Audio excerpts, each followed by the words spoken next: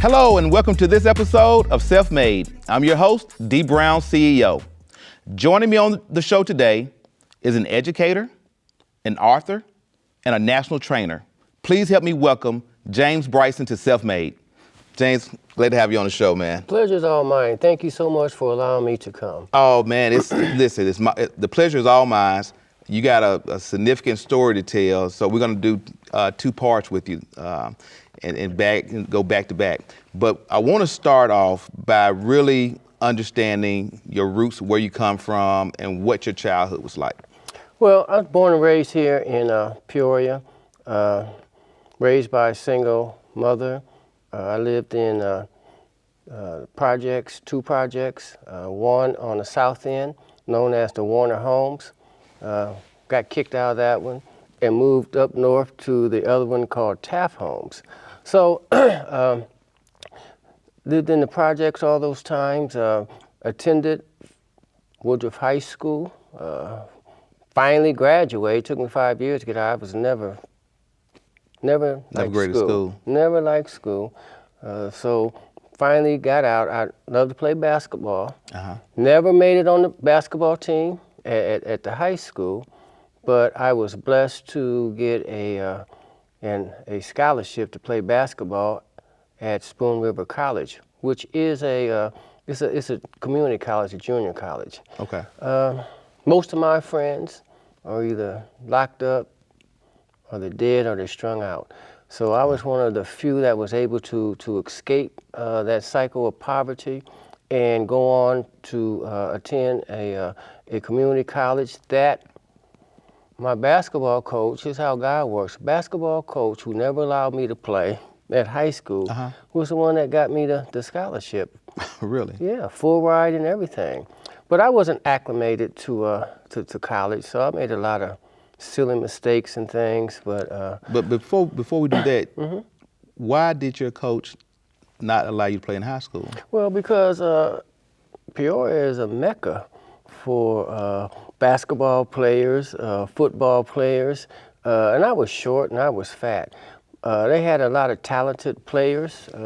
I wasn't one of them. However, as I matured, I grew about 3 or 4 inches my senior year and played intramural basketball. Didn't have 3 points in, but if they would, I've been averaging 40 points a game. So I was a killer. Oh, man. Yeah. So I had, it was me and 2 of my cousins. We would travel around the YMCA and around the city. So we were able to get a good reputation as players. So that door opened. Just wasn't for me, but both of my cousins also attended the community college. So, so you grew up in the projects, two different projects. What particular challenges or obstacles you had to overcome growing up? Well, I'll tell you, when I was in the projects, it was just the start of the gangs coming from Chicago. So we had a lot of guys here who were joining, I would say Chicago, but Peoria-based gangs. So gangs was an issue. Just an introduction into, wasn't a lot of shooting, but there was shooting. Crack had not come in yet. Heroin was here. So those kind of trappings, you know, understanding who you hang out with, who you don't hang out with, those were all challenges. Also, during that time, we were having the riots that were going on, civil rights riots. Taft Homes, the National Guard came through the Taft Homes shooting tracers through the projects, going through whole buildings and things. So it was a real time of racial tension. I was one of the first groups to attend Woodruff High School, which was predominantly white school. We had to have police escort us into the classrooms. And within the school, it was not a good learning environment. You had predominantly, like now, white teachers, but at that time they were white male teachers who didn't have any inclination on how to deal with African American males. So it wasn't a real good climate, but we were able to get through it. One of the things at that point in time was understanding the opportunity to get education. I didn't fully understand it at that time, but I went. Took me 5 years, but I got through. Yeah. Well, hey, that's all that counts. And you went on to get your bachelor's and master's degree following that. So how did you, or why did you feel you struggled in high school, but then you went on to excel academically and able to complete your degree? Well, I wouldn't say excel. Well, you persevered. Yes, that's a better word. Yeah. That's a better word.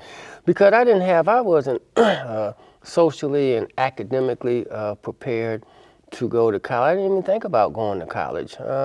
But I knew back in my mind that if I didn't, I probably would have been a statistic like so many of my peers. So I struggled through anything that didn't have math. That was my major. so I took a lot of classes like basketball and badminton and bowling, those kind of things. I had no idea what I wanted to do. Gotcha. So that kind of hindered me. But eventually I said, I had some mentors who really helped save my life. They're still alive. Fred McAfee and Jim Watkins. Wasn't for them, I know I'd be dead.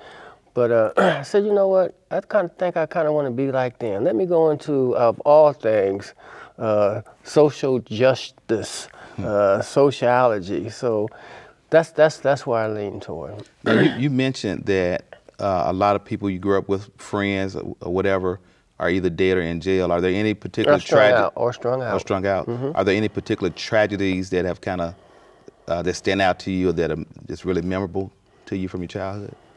Well, there's a number of them. Yeah. I would look out. I've seen people with their throats slit, watch them bleed to death. I've seen right in front of my house, people getting shot at. I used to carry a pistol at one time, but there were a number of them. Friends getting shot, hearing gunshots, and finding out that gunshot that's where someone that I knew that got killed. So I suffer from post-traumatic stress. I was thinking that when you were describing everything, I was going to ask you that question. But didn't know. I just recently realized that I had post-traumatic stress. So living in an environment whereas your gunshots unfortunately become normal. Right. Certain behaviors become normal. But one good thing, now I will say that when I was in public housing, you had to cut your own grass. There were certain people's yards. You better not go on Miss Johnson's yard because Miss Johnson would tear you up, and you respected her. Mm-hmm. It didn't look the way that most public housing looks now. There were yards, there were flowers, there were some elderly people, and there was more of a community in most of the areas. But there were other areas. You gotta be careful where you go and who you hang out with. Right. So talk to me about college. What was that like, and how did you, once you left college, how did you begin your early career? Well, thank God. We were walk-ons at the community college, so we did well, and fortunately, Eureka College found an interest in myself and my other cousins, so we were able to continue our education to Eureka College, and so played for 2 years at Eureka. At that time, once again, the racial tension, we were fighting for having a black cultural center. My afro was this big and everything. Yeah. There was still a lot of segregation going on. Still, blacks here, whites here. Right. It was challenging. It was very challenging to get through because you could feel the racial tension. There was only probably about a dozen African Americans that went. There were a number of African Americans that came from Chicago. However, they didn't stay long. The the environment just wasn't conducive for them, so a lot of them dropped out. Matter of fact, there were a number of students who ended up missing in that Eureka environment. So I finally got out of Eureka. I had, I think at that time, 2 kids. So I was struggling with being a new father, going to school, trying to get myself together so I can say, you know what, how am I going to take care of these kids? Let me get through this first. Yeah. So I made it through. I think it took me 3 years, maybe 4 years, to complete Eureka. I was able to, I continued to major in criminal justice. So I was able to get an internship to the county, to the Peoria over here at the juvenile probation. So after my internship, I was hired as a juvenile probation officer.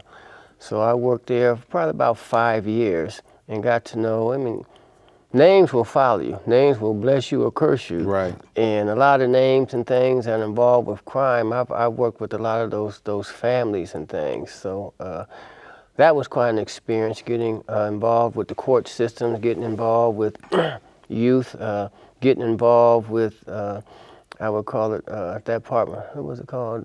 DOC, Department of Corrections.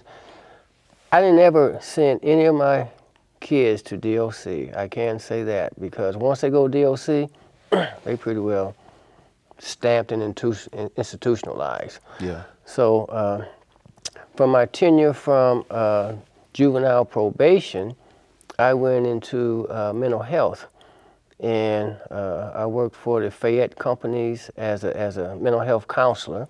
I worked that probably for about 6 years. My office was back in the projects of Warner Homes. Met a lot of interesting people, a lot of interesting things, and I enjoyed that work. And after that, I went to workforce development. It was called CETA. I don't know if you're familiar with CETA, which was job training program. Then it went to a job partnership act, which was for the city. It had 4 bosses: the city, the state, and the feds. So I had a lot of bosses. But I would train people, individuals, low income. If you want to go to school, hey, I'll send you. What do you want to do? Pay for your books, pay for your tuition, pay for your child care, pay for your transportation. But there was something that was going on that was really of interest to me. People would come in and they would beg, Mr. Bryson, please, send me to school, get me a job, do something. Okay, well, come in and see me. Wouldn't show up. Or I would send you to school. You would last a week, get that check that would pay, you gone. And so I started seeing that this was a pattern. And I said, you know, let me try to find out what this is. And so that stimulated me to go back and get my master's. And my primary focus in my master's was, it was called self-handicapping behaviors. Right, and I read about your philosophy there, but I want to ask you a question before we talk about self-handicapping behaviors. At one point, you mentioned that you were carrying a gun, and you, I guess, were engaging in activities that could have led to you being dead or whatever. Just briefly, tell me kind of, you know, when you were on the wrong track, the type of things you were involved with, but then more importantly, what occurred in your life that caused you to turn the corner and go in the right direction? Well, I wasn't involved in those activities that most were. I had a little weapon on me from time to time to protect myself from those that were involved in those activities. Gotcha. So I wasn't involved in those activities. What deterred me from those activities was seeing where it led to.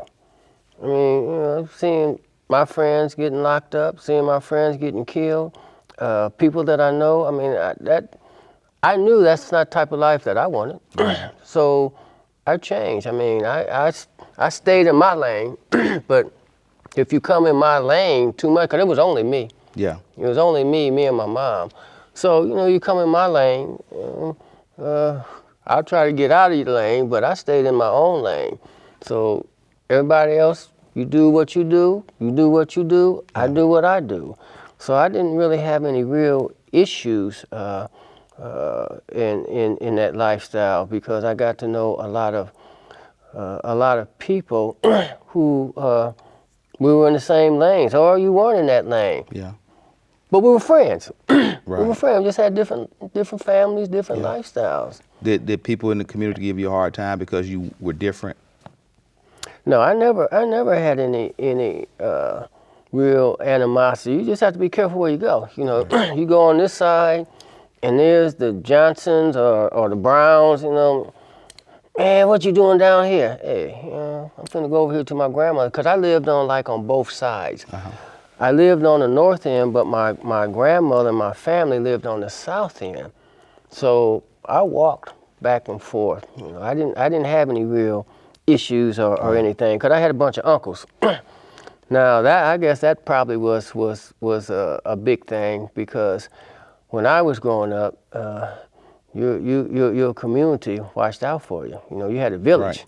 That's right. And my uncles, they was kind of nuts, but they taught me how to be a man. They taught me who to be around, who not to be around. I had really good role models. Even though my father wasn't really in the picture, his brothers Yeah. became my fathers, and they really kind of helped me go certain ways. And because they were familiar with, you know, the people in the community, hey, you know, you don't mess with him. You don't mess with him. And they call me Little Jimmy. There was 3 Jimmys. Little Jimmy, you don't mess with them either. So that was like a blueprint on who to hang out with and to get through this. So now I want to jump back to the handicapping behaviors. Yes. Talk about what those behaviors are and what you're doing to try to help people within the community overcome that. Well, the self-handicapping behaviors, you know, those, you came in, you said you wanted to be a nurse, you wanted to be a welder, and then that first week, well, you gone. Or maybe you didn't even show up. So I'm trying to figure out, so Ms. Brown, I mean, you've been begging me all day long about what you want to do. Now you get an opportunity to do it, you gone. And then you come and see me next week. Hey, Mr. Bryson, can't help me. Nope, I'm tired. And now I didn't fully understand why you did that. But as I continue to do research on it, it was due to your self-handicapping behaviors. Self-handicapping behavior is an unconscious behavior where people sabotage their personal, academic, and career success. But because you feel incompetent, and that's what it stems from, a feeling of incompetence, and perhaps a lot of times people who participate in that have experienced some type of trauma. So those things kind of trap individuals into self-deception and self-sabotaging behaviors, which keeps people stuck. And a lot of individuals that participate in that, they still in the projects, or they get locked up. A lot of individuals who were on my caseload participate in that. But it's stimulated from fear of success, it's stimulated from fear of failure. But what it does is that it keeps you stuck in poverty. So it's a behavioral health issue that we see every day. Right. I mean, you go to the schools, attendance rate is so low. Students come in unprepared. Right. So that's how it impacts homicides, drug addiction, all those kind of things. The mental health components are manifestations of the self-handicapping, self-deceptive, self-sabotaging behaviors. Okay. Got you. So I want to know from you, you're doing programs within the community in terms of job readiness, developing job skills, things of that nature, correct? As well as that, after I worked at workforce development for about 17 years, I went to Illinois Central College. And so at Illinois Central College is where I continued this work. This is where I was able to implement, I should have brought my workbook in, but this is one of the things that I would deal with, empowering African American males to succeed. because they were the ones at the college who were the most unprepared. Right. So I worked with the program. I worked at Illinois Central College at a program called TRIO. TRIO is a program designed for first generation and low income students, which most end up being minority students. So I was a director there and started developing programs that help students get through. So we had counselors, they had support system, community activities, those kind of things. Yeah. And then from there, I became a personal counselor, a career counselor, and academic counselor with the college. I started a program called Harvesting Dreams, which was an African American male retention program. Okay. That program is still going on. I retired from ICC, but it's still going on strong there. So I was able to demonstrate through my workbook, once individuals overcome the self-handicapping behaviors through cognitive restructuring, that individuals who are socially and academically and emotionally unprepared can succeed in college. Individuals, I got actors. Yep. I got doctors. I got called just a couple weeks ago. One of my students getting ready to do his dissertation. I said, I can't wait so I can call you doctor. So I have architects. I have all very, very successful with the Harvesting Dreams program. So I was able to implement my workbook as a college credit program, which was really, I have nurses. I mean, so it's really left a great impact upon individuals who people thought that wouldn't be able to succeed, excelled. Right. So the work you're doing is pretty noble work. Obviously, every community need, individuals like you who can help make the community a better place to live in. But I want to ask you about a particular project that you're working on, and we're going to talk more about it in the next episode. But it is the Annie Malone Institute that you founded. So talk to me just briefly, who is Annie Malone and why did you start that? Well, I found out Annie Malone was my great grand aunt. I did not know about Annie Malone, but I knew that my grandparents were involved in this company called Poro. I used to go out to their farm when I was young, and I would see these products and things, Poro. I see all these brochures and things, but I never really knew who Annie Malone was because I never really talked about her. Yeah. All I knew was that it was Aunt Annie. That's what my grandparents used to call her. But other than that, I had no idea who she was until my grandparents died and left all of these artifacts and pictures and documents and things to my mother. And so actually my daughter and my mother threw away a whole bunch of stuff. So that's how I got familiar with Annie Malone. And what is significant about her? Well, there's many things significant about her. First of all, realizing that she's my great grand aunt, that's significant. Right. But also considered by many the first African American female millionaire. She started Poro College, which is a hair care, a 5-story building, which employs 75,000 individuals. She funded 2 to 3 African American students every year to historically black colleges.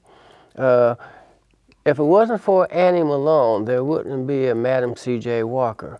And most people are familiar with Madam C.J. Walker, who was a Poro student and employee of Poro College. So Annie Malone has really left a great impact upon people. She gave away thousands of dollars, $25,000, $10,000, $15,000, $25,000, the largest contribution to the colored YMCA. She was a devout Christian. I have a lot of her prayers and philosophies. She was one of the first servant leaders. So I teach servant leadership with individuals. The Annie Malone Center for Development is designed to resurrect Annie Malone's legacy and memory, and to help and to educate people on who she was. But more importantly, within the book, I teach individuals what I would call her success principles. And like yourself, one, you got to have a vision. Right. Without a vision, people perish. Absolutely. Then you have to have a plan. So that's the second thing that I teach. Annie Malone really... So James, let me jump in real Yes, quick. sir. I want to pause right here. Yes, sir. So we can wrap this episode and then pick back up on the next episode, so we can go a little bit deeper into this story. Yes, sir. And I appreciate you being here and being patient with us. And to my viewers, thank you for watching this episode of Self Made with D Brown CEO. And remember, without you, there's no me.